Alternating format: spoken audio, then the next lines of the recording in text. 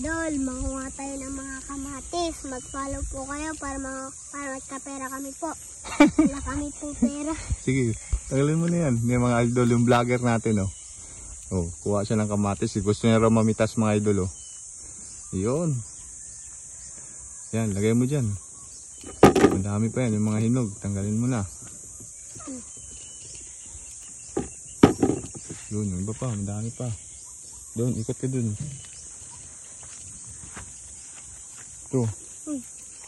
Laki dito. Kulay pula.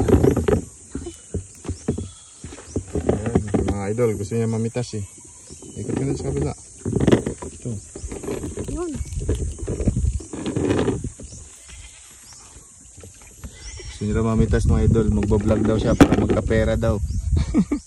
Mag-iipon kasi ako eh. Tapos yung pera mo, ilalagay mo saan? Sa bangko.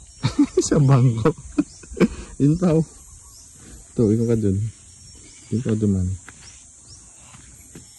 Yan. Ito. Sige na, magbabay ka na. Bye-bye.